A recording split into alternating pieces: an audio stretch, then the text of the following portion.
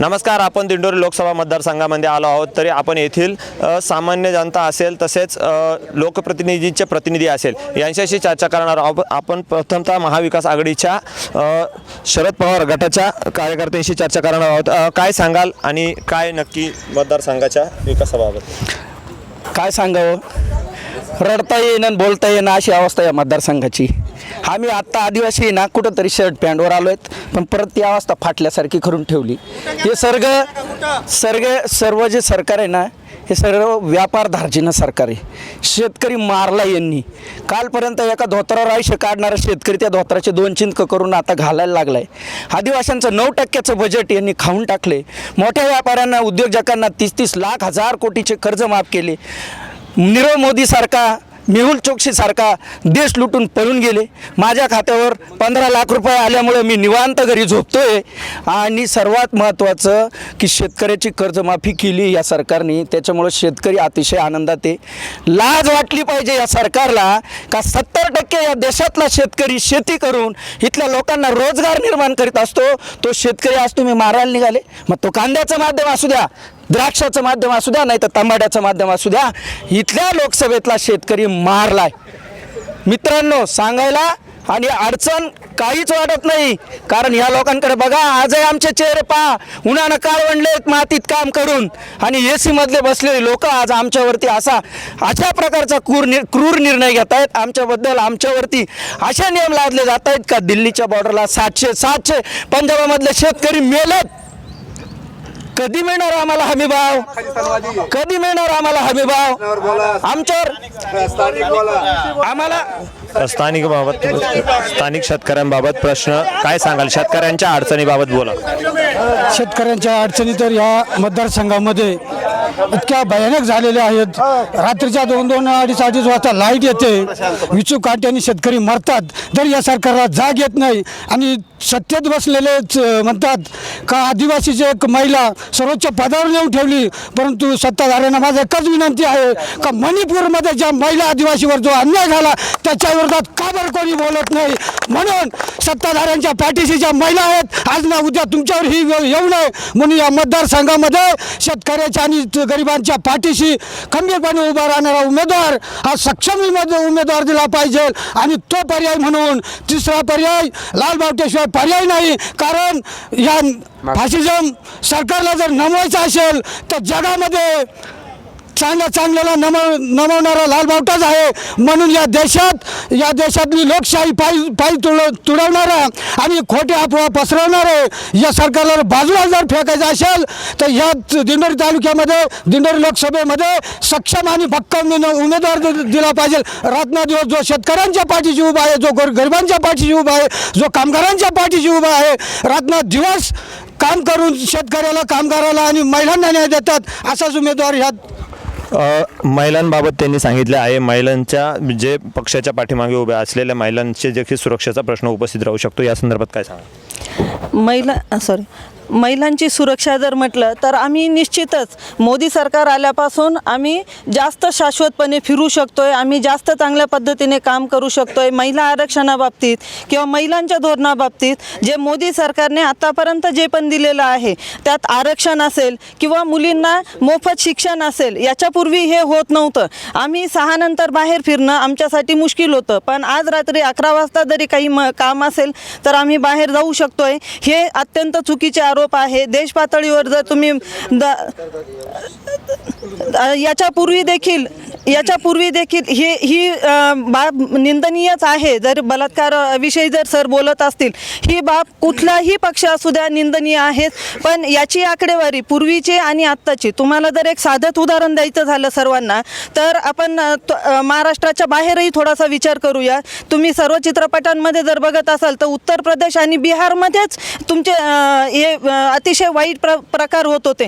त्याच्यावर सुद्धा जर तुम्ही लक्ष दिलं तर तिथले प्रकार बघा. बघा, आज महिला निर्धोकपणे बाहेर पडू शकते. काश्मीरमध्ये आज महिला काम करू शकतात आणि तुम्ही महिला धोरणाबद्दल बोलता. मणिपूर बाबत त्यांनी प्रश्न उपस्थित मणिपूर बाबत जो प्रश्न उपस्थित केलेला आहे, आपण इथे बसून फक्त गप्पा मारतोय, पण एक महत्त्वाचं लक्षात घ्या, प्रत्यक्ष जाऊन ग्राउंड लेवलला तुम्ही परिस्थिती बघितलेली नाही. वरचा कोणीतरी काहीतरी वावड्या उठवतो, विरोध करायचा म्हणून केलं जातं. आज महिला म्हणून मी अतिशय सक्षमपणे हे सांगते. त्याच्यानंतर राष्ट्रपती पदावर, मुख्य पदावर आदिवासी महिला बसवली. आज आमच्या दिंडोरी लोकसभा मतदारसंघामध्ये देखील आज यांच्या एका खासदारामुळे महिलांचं बोलले ताई, खूप छान बोलले, बरोबर बोलले तुम्ही.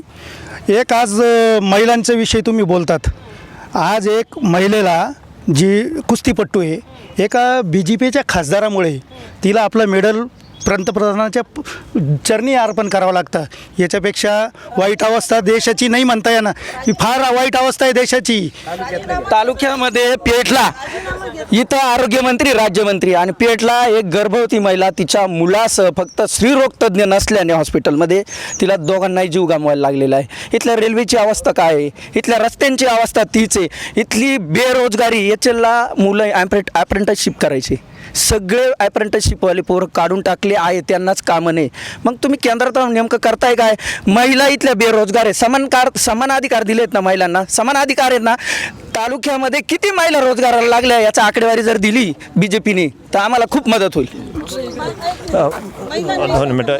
त्यांनी मुद्दा उपस्थित केलेला आहे, एका तालुक्यामध्ये किती महिलांना रोजगार उपलब्ध झाला व पेठमध्ये जे महिलेचा मृत्यू झालेला आहे त्या संदर्भात काय सांगा. घडलेली घटना नक्कीच दुर्दैवी म्हणावं लागेल, तिचं काही समर्थन करू शकत नाही. परंतु असं नाही की काँग्रेस सरकारच्या काळात किंवा आधीचे खासदार आमदारांच्या काळात ह्या घटना घडत नव्हत्या, अशातला मुळीच भाग नाही.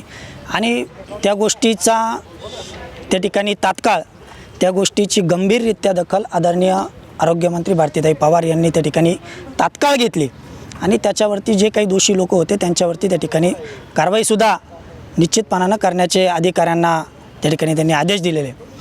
दुसरा राहिला विषय, मागाची जी इंटरव्ह्यू चालत होतं, मला खरं तर विरोधकांचं हसू आलं की शिवरायांच्या नावा त्या पद्धतीने दाखवते करो, परंतु हे विरोधकांचे आरोप अतिशय बिनबुडाचे आहेत.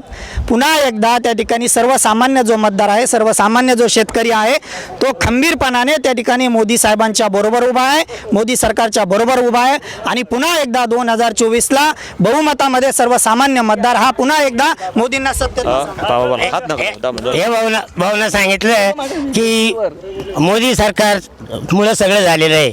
पण एक गोष्ट आठवायची, म्हाताऱ्या माणसांना, तुमच्या आजोबा कोणीतरी असतील 100-80-90 वर्षाच्या, त्यांना एकच विचारायचं का पूर्वी जी हागीदार पद्धत होती तिचा अर्थ काय, आजच्या खाजगीकरणाचा अर्थ काय. लाज वाटायला पाहिजे. खाजगीकरण कोणासाठी? तुमच्या पोरं शिकल्यावर कुठे नोकरी लावणार, काय काय करणार? अरे जयगिरी कोणाची? नोकऱ्या बंद झाल्या पाहिजे.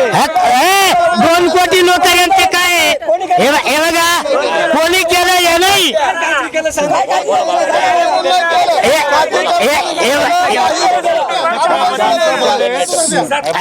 बरं, छत्रपती बद्दल जे बोलले, छत्रपती हे रयतेचे राजे होते, रयतेचे त्यांनी नाव घेतलं. तुम्हाला काय लाज वाटली? छत्रपतींबद्दल बोलले. 2 मिनिटं. एम्स रुग्णालयाचं काय झालं? इथं काय एखादं 100 खाटाचं हॉस्पिटल होत नाही? शेतकऱ्याची GST आणण्याकरता का इथला खासदार लढत नाही? इथल्या खासदार बेरोजगारीच्या विरोधात का संसदेत उभ्या राहिल्या नाही? आजचा आकडा आहे 83% ह्या देशामधला तरुण बेरोजगार झालाय. त्याचं काय? इथला शेतकरी छोटे मोठे उद्योग असतील, छोटे मोठे व्यापारी असतील, इथं स्थानिक रोजगार निर्मिती होत होती, नोटबंदीच्या काळात ती बंद झाली आहे. त्याचं काय? इथल्या आरोग्यमंत्र्यांनी तुम्ही वन्य जमिनीच्या बाबत काय मुद्दा मांडला? या ठिकाणी वनाधिकार कायदा 2005-06 साली वनाधिकार कायद्याची केंद्रामध्ये अंमलबजावणी झाली आणि त्यानंतर अनेक वेळा मोर्चे आंदोलनं त्या ठिकाणी काढले. 2018ला नाशिक ते मुंबई पायी लाँग मार्च गेला. त्यामध्ये वनाधिकार कायद्याची अंमलबजावणी करा. त्याचप्रमाणे स्वतंत्र 7/12 त्या ठिकाणी मिळाला पाहिजे. त्यानंतर जी ताब्यात कसत असलेली वन जमीन जी ताब्यात असलेली ती परिपूर्ण त्या 7/12वरती नोंद झाली पाहिजे. आणि शेतकऱ्यांचं कर्जमाफी झालं पाहिजे. शेतकऱ्याला सलग 24 तास वीज मिळाली पाहिजे. शेतकऱ्याच्या शेतीमालाला हमीभाव मिळाला पाहिजे. त्यानंतर कामगारांच्या ज्या 4 श्रमसंहिता महाराष्ट्र राज्यामध्ये लागू करणार आहेत त्या बंद झाल्या पाहिजे ह्या अनुषंगाने. आणि कांद्यावरची निर्यात बंदी उठली पाहिजे, कारण कांदा चालू झाला का निर्यात बंदी, द्राक्षे चालू झालं का निर्यात बंदी. अशा प्रकारे हे BJPचं धोरण, शेतकरी विरोधी धोरण आणि कामगार विरोधी धोरण आपल्या दिंडोरी लोकसभा मतदारसंघामध्ये गेल्या 1.5 वर्षापासून 123 कामगार बाहेर आहेत. इथल्या BJPच्या खासदारांना आम्ही वेळोवेळी पत्र देऊन, वेळोवेळी माहिती देऊन त्यांच्या सचिवांना, परंतु त्यांना एकही दिवस या ठिकाणी कामगारांचा प्रश्न सोडवण्यासाठी मिळाला नाही. अक्षरशः लाज वाटते की यांना मतदारसंघात काम करायला सुद्धा वेळ नाही, तेव्हा हे केंद्रात जाऊन काय करत असतील अशी अवस्था यांची या ठिकाणी आहे. त्याचप्रमाणे आमची या ठिकाणी नाशिक उपजिल्हा रुग्णालय नानाशी येथे या ठिकाणी व्हावं, कारण आदिवासी बहुल भागातून घाटमाथ्यावरचा पूर्ण भाग त्या ठिकाणी नानाशी येथे आहे. त्या ठिकाणी उपजिल्हा रुग्णालय त्या ठिकाणी झालं पाहिजे. परंतु ज्या ठिकाणी दवाखाने आहेत त्या ठिकाणी डॉक्टर त्या ठिकाणी जर नसतील तर ते दवाखाने काहीच कामाचे नाही. म्हणून मी या ठिकाणी ह्या वेळेच्या लोकसभेच्या माध्यमातून ह्यावेळेस BJP हे हार पत्करावं लागणार, कारण शेतकऱ्यांचं काम झालेलं नाही, कामगारांचं काम झालेलं नाही. आणि या ठिकाणी जी रेशन व्यवस्था चालू झाली, अक्षरशः विकतचं धान्य बंद करून त्यांनी फुकटचं धान्य सुरू केलं. आमची ह्या लाँग मार्चमध्ये मागणी होती, सगळ्या जे केंद्र सरकार हे सगळे विरोधी धोरणं आदिवासी शिक्षणाच्या बाबतीत असतील, रोजगाराच्या बाबतीत असतील, आरोग्याच्या बाबतीत असेल, हे फेकू सरकार, खोटं बोलायचं आणि रेटून बोलायचं अशी परिस्थिती या मतदारसंघामध्ये, राज्यात आणि केंद्रात भ्रष्टाचारी खांद्यावर घ्यायचे आणि अजेंडा मिरवायचा.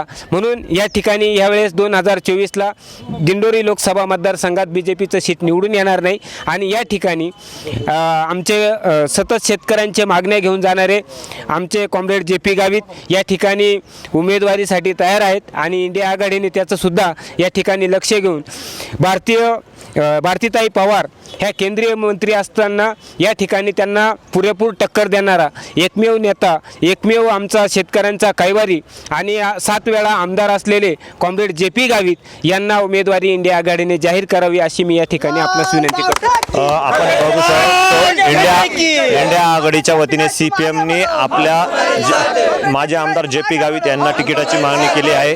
तसेच BJPच्या कार्यकर्त्यांच्या वतीने घोषणा देखील करण्यात आलेली आहे की आम्ही भारतीताई पवार यांनाच बहुमताने निवडून आणू असे देखील सांगण्यात आले. त्यांनी येत्या काळामध्ये शेतकऱ्यांसाठी असेल, कांद्याचे निर्णय असेल, अशा अनेक निर्णयांवरती वारंवार पाठपुरावा केल्याची देखील माहिती यावेळेस BJPच्या कार्यकर्त्यांनी दिली आहे. तसेच राष्ट्रवादीच्या कार्यकर्त्यांनी कांद्याचे प्रश्न असेल, रस्त्याचे प्रश्न असेल, तसेच बरोबर मातेच्या मृत्यूचा प्रश्न असेल असे प्रश्न उपस्थित केले आहे. तरी अशा प्रकारे या रणधुमाळीमध्ये निवडणुकीची हे रणधुमाळी रंगणार आहे. आणि आता आपण पुढील काळात देखील बघूया अशाच प्रकारे रणधुमाळीचा रणसंग्राम.